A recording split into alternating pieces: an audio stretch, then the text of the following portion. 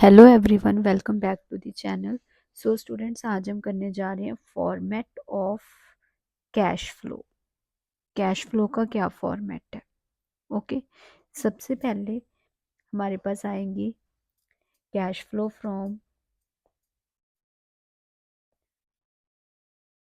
Operating activities. Second one है हमारे पास cash flow from investing activities. Third one है हमारे पास cash flow from financing activities. But cash flow from operating activities करने से पहले हमें एक कैलकुलेशन करनी पड़ेगी, वो है calculation of net profit before tax, NPBT। Okay. हमने निकालना है नेट प्रॉफिट बिफोर टैक्स। इसका भी हमारे पास एक स्पेसिफिक फॉर्मेट है जिसे फॉलो करके हम पहले नेट प्रॉफिट बिफोर टैक्स निकालेंगे, उसके बाद calculation of cash flow from operating activities. Okay. So सबसे पहले हम इसका फॉर्मेट देखते हैं क्या होएगा।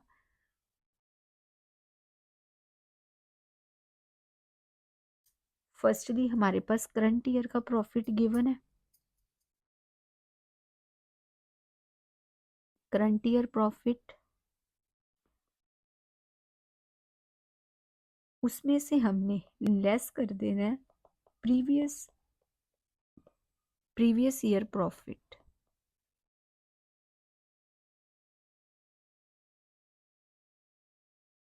ओके। फिर हम करेंगे ऐड ट्रांसफर टू रिजर्व। ठीक है, जो भी हमने प्रॉफिट में से अपना पैसा रिजर्व में ट्रांसफर करा है उसे हम ऐड बैक कर देंगे। ओके। साथ में प्रपोज्ड डिविडेंड। प्रपोज्ड डिविडेंड हमारे पास क्या होता है? जो हमने शेयर होल्डर्स को बोला है कि आपको इतना डिविडेंड मिलेगा, उसे हम बोलते हैं प्रपोज्ड डिविडेंड, वो भी हमारा ऐड होएगा। इंटरिम डिविडेंड, जो हमने अपने मिड वाले प्रॉफिट में से शेयर होल्डर को डिविडेंड दिया है उसे हम इंटरिम डिविडेंड बोलते हैं, वो भी हमारा ऐड बैक हो जाएगा। और प्रोविजन फॉर टैक्स, और जो हमने प्रोविजन निकाली है अपनी टैक्स के लिए, provision for tax, that is okay. और हम लेस करेंगे यहाँ पे रिफंड ऑफ टैक्स, जो भी हमें रिफंड मिला है टैक्स का। ओके। सो हमारे पास यहाँ पे अमाउंट आ जाएगी net profit before tax. Okay. सबसे पहले हमारे पास करंट ईयर का प्रॉफिट गिवन होएगा, उसमें से हमने प्रीवियस ईयर प्रॉफिट लेस कर देना। नेट प्रॉफिट बिफोर टैक्स निकालने का हमारा मेन मोटिव ये है, जो भी हमने अपने प्रॉफिट में से हिस्से दिए हैं, कोई हमने रिजर्व में ट्रांसफर करा, कोई हमने टैक्स के लिए प्रोविजन दी है, कोई हमने डिविडेंड पे करा है शेयर होल्डर्स को, इंटरिम प्रपोज्ड डिविडेंड हमने पे करा है, उसे हमने सभी को ऐड बैक करके हमने अपनी एग्जैक्ट प्रॉफिट के ऊपर आना है। ठीक है।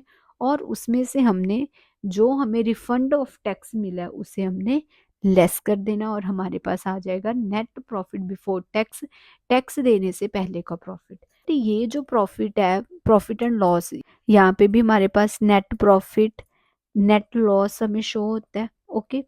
बट ये वाला प्रॉफिट हमारा एग्जैक्ट प्रॉफिट नहीं होता, क्योंकि इसमें हमारे नॉन कैश एक्सपेंसेस और इनकम्स होते हैं, लाइक डेप्रिसिएशन।